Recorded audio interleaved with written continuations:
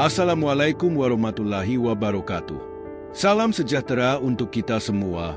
Sahabat Berkah Media, semoga kalian semua dalam keadaan sehat dan bahagia. Kali ini, kita akan menyimak sebuah kisah nyata yang penuh misteri dan makna mendalam. Kisah ini datang dari Los Angeles, Amerika Serikat, tentang seorang pendeta yang berhasil selamat dari kebakaran besar yang hampir merenggut nyawanya. Namun, yang menarik bukan hanya bagaimana ia lolos dari maut, tetapi juga tentang sebuah kotak kecil yang selalu ia jaga dengan penuh kehati-hatian. Kotak itu bukan sekedar benda biasa. Ia menyebutnya sebagai hadiah berharga dari seorang sahabat yang berasal dari Indonesia, sesuatu yang diyakininya memiliki kekuatan untuk melindungi dirinya dari bahaya. Apa sebenarnya isi kotak tersebut? Mengapa pendeta ini begitu menjaga dan mempercayainya? Mari kita simak kisahnya dengan seksama. Jangan lupa dukung channel ini dengan like, share, dan subscribe agar terus bisa menghadirkan kisah-kisah inspiratif lainnya. Selamat menyaksikan. Kebakaran itu terjadi di sebuah gereja tua di Los Angeles. Sebuah bangunan bersejarah yang telah berdiri lebih dari 5 dekade. Hari itu, langit tampak kelabu, dan angin bertiup kencang, membawa hawa panas yang tidak biasa. Tidak ada yang mengira bahwa malam itu akan menjadi malam penuh ketakutan dan ketakutan bagi banyak orang. Api mulai berkobar sekitar tengah malam, diduga berasal dari korsleting listrik di salah satu ruangan belakang gereja. Dalam hitungan menit, si jago merah memasuk setiap sudut bangunan, menjalar ke bagian utama gereja, termasuk ruang ibadah yang diisi bangku-bangku kayu yang mudah terbakar. Penduduk sekitar yang melihat kobaran api segera menghubungi pemadam kebakaran, tetapi api sudah terlalu besar. Di dalam gereja, Pendeta Samuel, pria parubaya yang telah mengabdi di tempat itu selama lebih dari 20 tahun, terbangun dengan napas tersengal. Ia baru saja mengalami mimpi aneh, sebuah suara yang tidak dikenal berbisik kepadanya, "Jaga kotak itu, jangan tinggalkan." Suaranya begitu nyata, seolah ada seseorang di dekatnya yang berbicara langsung ke telinga. Dengan dahi berkerut dan hati yang berdegup kencang, Pendeta Samuel bangun dari tidurnya. Namun, saat ia bersiap untuk mengambil udara minum, matanya menangkap sesuatu yang mengerikan. Cahaya jingga dan merah berkilauan dari jendela, disertai dengan bau asap yang mulai memenuhi udara. Tiba-tiba, ia sadar bahwa gereja sedang terbakar. Alih-alih segera berlari keluar, mengingatnya kembali pada mimpinya. Menatapnya langsung pada sebuah laci kayu di sudut ruangan. Di sanalah kotak kecil mempersembahkan sahabatnya dari Indonesia yang tersimpan. Dengan langkah cepat namun panik, ia menariknya sebelum api semakin mendekat. Pendeta Samuel meraih kotak kecil itu dengan tangan gemetar. Bentuknya sederhana, terbuat dari kayu coklat tua dengan ukiran halus di permukaannya. Kotak ini sudah bertahun-tahun ia simpan, hadiah dari sahabatnya di Indonesia. Seorang pria yang ia kenal dalam perjalanan misi kemanusiaan beberapa tahun lalu. Hingga saat ini, ia tidak pernah membuka kotak itu, hanya berpegang pada pesan sahabatnya, "Jaga baik-baik, dan jangan pernah pergi." Asap semakin pekat, membuat napasnya tersengal. Api mulai menghiasi perabotan di sekitarnya, dan suara kayu yang terdengar menakutkan. Pendeta Samuel tahu ia harus segera keluar, tetapi langkahnya terasa berat. Ia mencoba menuju pintu utama, tetapi sudah tertutup api. Dengan cepat, ia berbalik dan mencari jalan lain, namun hampir semua rute telah dipenuhi kobaran yang semakin besar. Di tengah ketakutan, tiba-tiba ia merasakan sesuatu yang aneh. Kotak kecil yang digenggamnya terasa hangat, hampir seperti berdenyut di telapak tangan. Saat itulah ia kembali mengingat mimpi tadi. Mimpi yang menyuruhnya menjaga kotak ini. Sekan mendapat petunjuk, ia menekan kotak itu ke dada, menarik napas dalam-dalam, dan berusaha berpikir jernih. Tiba-tiba, seberkas cahaya bulan menembus asap tebal dari sebuah jendela kecil di sisi ruangan. Itu satu-satunya jalan keluar. Dengan segala tenaga yang tersisa, Pendeta Samuel berlari ke arah jendela, memecahkannya dengan siku, lalu berhasil keluar dengan susah payah. Saat tubuhnya jatuh ke tanah di luar, Ia merasakan hawa dingin malam langsung menyergapnya, memberikan kelegaan setelah hampir mati terpanggang. Begitu dia menoleh, gereja yang selama ini menjadi rumahnya telah berubah menjadi lautan api. Menyedihkan dan memilukan, tetapi ia masih hidup. Orang-orang berlarian mendekatinya. Beberapa petugas pemadam kebakaran mencoba mengendalikan api, namun gereja itu sudah tidak bisa menyelamatkan. Pendeta Samuel menggenggam kotak itu erat. Napasnya masih terengah-engah. Bagaimana mungkin ia bisa selamat ketika hampir seluruh bagian gereja terbakar? Mengapa kotak ini seakan memberi petunjuk? Dan apa sebenarnya yang tersimpan di dalamnya? Pendeta Samuel masih terduduk di tanah, menatap gereja yang kini tinggal puing-puing terbakar. Api masih menyala di beberapa bagian, dan aroma kayu hangus bercampur asap memenuhi udara.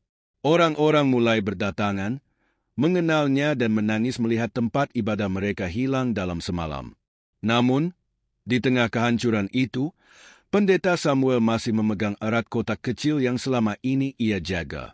Seseorang menampar bahunya, seorang petugas pemadam kebakaran. "Pendeta, bagaimana Anda bisa selamat?" tanyanya dengan wajah penuh keheranan. Samuel menelan ludah, masih berusaha memahami kejadian yang baru saja ia alami. Aku hanya mengikuti sebuah pinjaman," jawabnya lirih. Ia tidak berani mengatakan bahwa mimpi yang ia alami semalam seolah menjadi petunjuk baginya. Dalam mimpi itu, ia melihat gereja terbakar, dan seorang pria berbicara samar-samar berbisik di telinga, "Jaga kotak itu, jangan tinggalkan, dan jangan buka sebelum waktunya tiba." Saat terbangun, ia mengira hanya bunga tidur. Namun, kenyataan yang terjadi malam ini membuatnya merinding. Seseorang dari jemaat gereja berlari ke arahnya. "Pendeta, aneh sekali. Salib besar di dalam gereja hangus, kursi-kursi terbakar habis, tetapi meja altar tempat Anda biasa berkhotbah tetap utuh." Samuel tertegun. "Meja altar?" Ia langsung bangkit dan berjalan mendekat, menerobos puing-puing yang masih mengepulkan asap. Benar saja, di tengah kehancuran itu, meja altar tetap berdiri, nyaris tidak menyentuh api. Dan yang lebih mengejutkan, di atas meja itu terdapat Alkitabnya, utuh tanpa terbakar sedikit pun. Hatinya bergetar. Ia merasakan sesuatu yang sulit dijelaskan, antara ketakjuban dan ketakutan. Apakah ini pertanda? Apakah ada sesuatu yang lebih besar yang sedang terjadi? Kotak kecil itu masih dalam genggamannya, semakin erat. Rasa ingin tahu mulai menguasai pikiran. Apa yang sebenarnya tersimpan di dalam kotak ini? Sudah bertahun-tahun ia menahan diri untuk tidak membukanya, tetapi kejadian malam ini menggoyahkan tekadnya. Di tengah kebimbangan itu, suara lirih berbisik dalam ingatan, seperti gema dari mimpi tadi malam. "Jangan buka sebelum waktunya tiba." Samuel menghela napas. Ia tahu penjelasannya belum ada di sini. Namun, satu hal yang pasti, kotak kecil ini telah menyelamatkannya dari maut, dan ada sesuatu yang lebih besar yang sedang menantinya di masa depan. Saat terbuka, matanya membelalak. Di dalamnya terdapat sebuah kitab kecil bersampul hijau keemasan dengan tulisan yang begitu indah. Ia mengenali kitab itu meskipun belum pernah membacanya secara langsung. Itu adalah Al-Quran. "Bagaimana mungkin?" bisiknya dalam hati. Samuel mengangkat kitab kecil itu dengan hati-hati, merasakan aura yang berbeda darinya. Ia masih ingat betul siapa yang memberikannya. Seorang sahabat dari Indonesia, bertahun-tahun yang lalu. "Jaga ini baik-baik saja, Samuel. Aku tidak memaksamu untuk membaca atau mempercayainya. Tapi aku yakin suatu hari nanti, kitab ini akan memberikan jawaban." Itulah yang dikatakan sahabatnya sebelum menyerahkan kotak kecil ini kepadanya. Saat itu, Samuel hanya tersenyum dan merasa kasihan.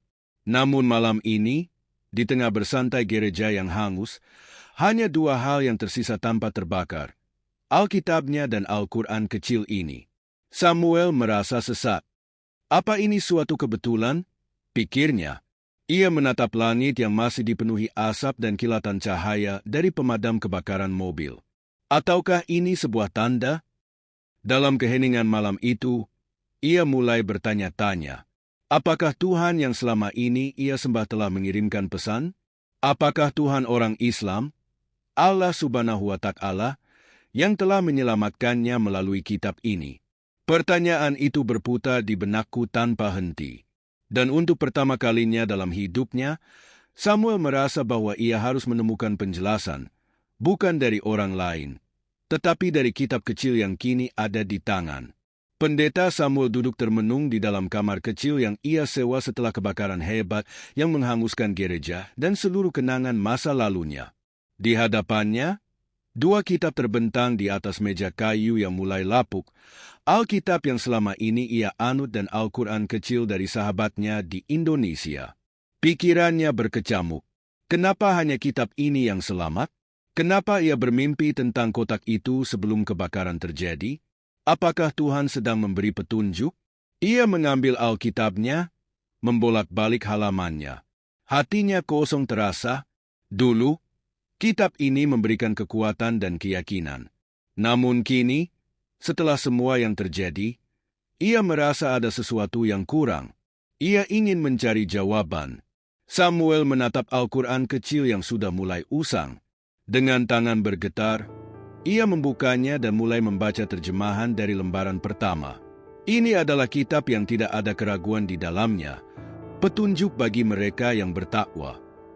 Quran Surat Al-Baqarah 2, kalimat itu menusuk jiwa. Ia terus membaca.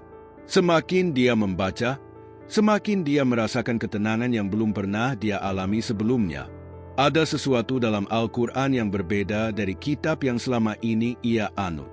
Hatinya bergetar, air mata perlahan menetes. Ia sadar, selama ini ia mencari kebenaran di tempat yang salah. Kini, jawabannya ada di hadapannya. Tanpa ragu, ia mengambil Alkitabnya untuk yang terakhir kalinya.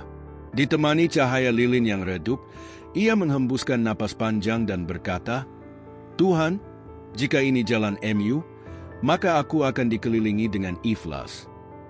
Ia bangkit, melangkah keluar kamar, dan menyalakan perapian kecil di halaman belakang rumah. Perlahan-lahan, ia memasukkan Alkitabnya ke dalam api. Lembaran-lembarannya mulai terbakar, berubah menjadi abu yang terbang bersama angin malam. Samuel menatap api yang membakar lembaran-lembaran kitab yang dulu ia yakini sebagai kebenaran. Setiap halaman yang terbakar adalah bagian dari kehidupan yang ia tinggalkan, bagian dari keyakinan yang selama ini ia pegang teguh. Namun, kali ini hatinya tidak ragu, ia terasa ringan, seolah beban berat yang selama ini menghimpitnya telah menghilang. Saat api mulai meredup, Samuel menggenggam erat Al-Quran kecil yang dulu ia anggap hanya sekedar hadiah dari sahabatnya di Indonesia. Kini, kitab ini lebih dari sekadar hadiah. Ia adalah jawaban, cahaya, dan keselamatan yang Tuhan kirimkan untuknya. Tangannya gemetar. Ini bukanlah keputusan yang mudah. Ia tahu bahwa memilih Islam berarti meninggalkan banyak hal. Statusnya sebagai pendeta, jabatan di gereja, bahkan mungkin teman-teman dan keluarganya. Namun, ketenangan yang ia rasakan setelah membaca Al-Quran lebih kuat daripada ketakutannya. Ia menarik napas dalam-dalam, lalu mengambil ponselnya. Ada satu orang yang ingin ia hubungi, teman yang dulu memberikan Al-Quran kecil ini kepadanya. Sahabat yang pernah berkata, jika suatu saat Anda ingin mencari kebenaran, bacalah kitab ini dengan hati yang terbuka. Panggilan tersambung. Samuel, lama sekali kita tidak berbicara. Ada apa? Suara dari terdengar terkejut namun hangat. Samuel menelan ludah, suaranya sedikit bergetar. Aku butuh bantuanmu. Aku ingin mengucapkan 2 kalimat syahadat. Aku ingin kau menjadi saksi. Hening sejenak di seberang sana. Lalu, terdengar suara yang hampir bergetar. Samuel, kau yakin? Ini adalah keputusan besar dalam hidupmu. Samuel tersenyum kecil. Keyakinan itu kini mengalir dalam dirinya seperti sungai yang deras. Aku lebih yakin dari sebelumnya. Aku tidak bisa mengabaikan apa yang terjadi padaku. Aku merasa ini adalah jawaban yang selama ini aku mencari.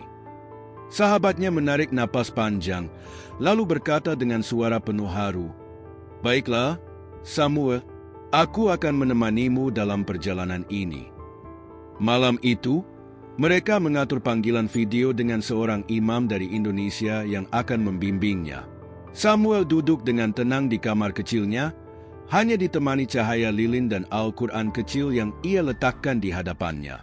Mata berkaca-kaca, jantung bergetar. Lalu, dengan bimbingan sang imam dan disaksikan oleh sahabatnya, Samuel mengucapkan kalimat yang akan mengubah hidupnya selamanya. "Aku membayangkan bahwa tiada Tuhan selain Allah, dan aku membayangkan bahwa Muhammad adalah utusan Allah." Sejenak, waktu terasa berhenti. Begitu dia mengucapkan kata-kata itu, hatinya dipenuhi dengan kedamaian yang tak pernah dia rasakan sebelumnya. Air mata mengalir di pipinya, bukan karena kesedihan, tapi karena kebahagiaan yang begitu dalam. Sahabatnya di seberang video menangis. "Selamat datang dalam Islam, saudaraku." Samuel tersenyum. Kini, ia bukan lagi pendeta Samuel. Dia adalah Muhammad Samuel. Malam itu, ia berlutut dan sujud untuk pertama kalinya dalam hidupnya, merasakan kebesaran Allah yang selama ini ia cari. Ia tahu bahwa perjalanannya baru saja dimulai, tetapi satu hal yang pasti, Islam telah menjadi cahaya baru dalam hidupnya. Sekian kisah perjalanan Samuel dalam menemukan cahaya hidayah. Dari seorang pendeta yang bertanya-tanya keajaiban, hingga akhirnya menerima Islam sebagai jalan hidupnya. Kisah ini menjadi bukti bahwa Allah Subhanahu wa Ta'ala memberikan petunjuk kepada siapapun yang dikehendakinya melalui cara yang tak terduga. Semoga ujian besar yang menimpa warga Los Angeles menjadi pengingat bahwa di balik setiap musibah ada hikmah yang tersembunyi. Dan semoga lebih banyak hati yang terbuka untuk menerima kebenaran Islam sebagai cahaya hidup mereka. Terima kasih telah menyimak kisah ini. Wassalamualaikum warahmatullahi wabarakatuh.